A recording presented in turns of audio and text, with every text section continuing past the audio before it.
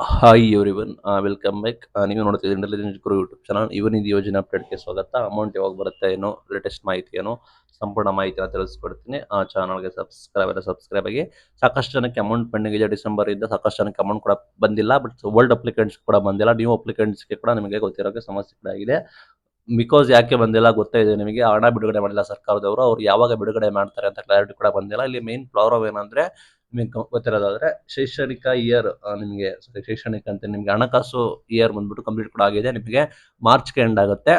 ಸರ್ಕಾರ ಬಿಡುಗಡೆ ಮಾಡಬೇಕಿದ್ರೆ ಮಾರ್ಚ್ ಒಳಗೆ ಬಿಡುಗಡೆ ಮಾಡಬೇಕಿತ್ತು. ಈಗ ಸರ್ಕಾರ ಈ ವರ್ಷದ ಬಿಡುಗಡೆ ಮಾಡಬೇಕು ಅಂದ್ರೆ ಲಾಸ್ಟ್ ಇಯರ್ನು ಕೂಡ ಲಾಸ್ಟ್ ಏನಿದೆ ಶೈಕ್ಷಣಿಕ ಇಯರ್ದು, ಸಾರಿ ಲಾಸ್ಟ್ ಹಣಕಾಸು ಇಯರ್ ಏನಿದೆ ಅದರದ್ದು ಕೂಡ ಸೇರಿಸಿ ಈ ಇಯರ್ಗೆ ಕೂಡ ಮಾಡಬೇಕಾಗುತ್ತೆ. ಬಟ್ ಸರ್ಕಾರ ಯಾವ ರೀತಿ ನಡೀತಿದೆ ಅಂದ್ರೆ, ನಿಮಗೆ ಈ ವರ್ಷದ ಹಣಕಾಸು ಈ ವರ್ಷ ಮಾತ್ರ ಅಲೋಕೇಟ್ ಆ ರೀತಿ ಇರುತ್ತೆ. ಓಲ್ಡ್ ಕೂಡ ರಿಲೀಸ್ ಕೂಡ ಮಾಡಿರಲಿಲ್ಲ. ಲಾಸ್ಟ್ ಟೈಮು ಅದೇ ಇಶ್ಯೂ ಕೂಡ ಆಗಿತ್ತು ಗೃಹಲಕ್ಷ್ಮಿ ಯೋಜನೆಯಲ್ಲಿ. ಹಂಗಾಗಿ ಸರ್ಕಾರ ಏನ್ ಹೇಳ್ತಾ ಇದೆ ಅಂದ್ರೆ, ಅಧಿಕಾರಿಗಳು ಹಣ ಬಿಡುಗಡೆ ಮಾಡಿಲ್ಲ ಅಂತ ಹೇಳ್ತಿದ್ದಾರೆ.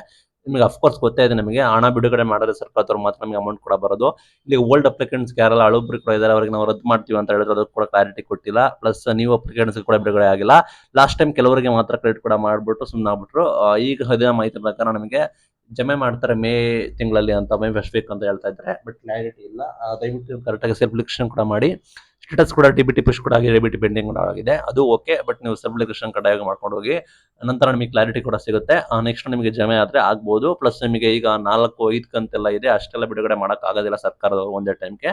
ಅಟ್ಲೀಸ್ಟ್ ನಿಮಗೆ 2 ಕಂತಾದ್ರೂ ನಿಮಗೆ ಬಿಡುಗಡೆ ಮಾಡೋದಾದ್ರೆ ಮಾಡಬಹುದು. ಅದೇ ಮಾಹಿತಿ ಪ್ರಕಾರ ನಿಮಗೆ ಮೇ ತಿಂಗಳಲ್ಲಿ ಅಂತ ಕೂಡ ಹೇಳಿದ್ದಾರೆ. ದಯವಿಟ್ಟು ಎಲ್ಲ ಪ್ರೊಸೆಸ್ ಕೂಡ ಎಲ್ಲ ಕೂಡ ನೀವು ಕಡ್ಡಾಯವಾಗಿ ಸೆಲ್ಫ್ ಡಿಕ್ಲರೇಷನ್ ಎಲ್ಲ ಕೂಡ ಕಡ್ಡಾಯವಾಗಿ ಮಾಡಿ.